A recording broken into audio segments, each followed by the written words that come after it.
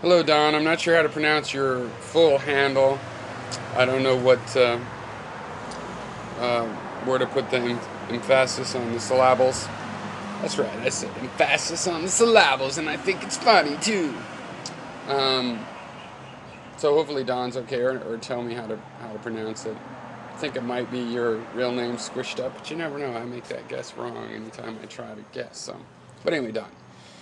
Okay, first of all, semantic argument. You got to know about me that I don't mean that dismissively. I'm one of the rare people that think semantic arguments are just great and they're wonderful and they've got to be had. I know for a lot of people it's synonymous with nitpicking details that don't really matter. But a real semantics uh, issue is not picking at details that don't matter. It's picking out issues where, okay, wait, we're using the same sound, but we mean two different things by it. Or we have the same meanings, but unless we're specific about the context, we don't know which shade of the meaning to use in particular word painting. so, so I'm not dismissing it, saying that it's semantic, and I think it's an important semantic argument too, and there's substance within that semantic argument for those who are extreme and have a semantic problem about understanding, issues like, okay, I hate chemicals.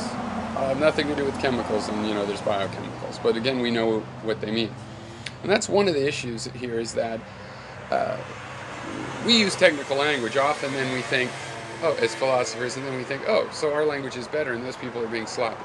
No, people are not being sloppy. There's millions of people out there that know that they evolved from nature. Everything they do in that sense is a product of nature, and still say, I eat all natural foods. As if that's not a trivial statement, as if all foods are natural, because everything's natural. And it's a real distinction. And they know all the stuff we're pointing out to them. And yet it's a real distinction. Why? Well, we're misusing a bit the word natural, or we just say it has multiple senses. In the sense of artificial sweetener, the idea of artificial versus natural, it's two kinds of subset of natural. The so-called not natural is, the subset of nature with which man has taken part, which man has had an influence. Okay, so there's nature which man has not influenced, at least conceptually, and then there's nature as man has influenced it. And obviously that's what we're talking about. And there's even other meanings, of course, because people talk about the natural world, meaning biology. They don't even mean the rocks and physics, they're talking about the biological system, the biosphere on Earth. So when people are using a distinction, just because they don't know or don't care to be specific about this distinction, that doesn't mean that they aren't using the distinction. If we, the ones that like technical language, can look and make the distinction for them, and they are using it consistently with the distinction we provide, then that's good enough. And so that is the case. People are talking about things like that, knowing the distinction of unnatural tests being tests influenced by the creation of man, or I did broaden it to intentionality. And you bring up I think we're getting somewhere with your example of the line. At first I'm like, no, that's totally different. This is what I'm thinking.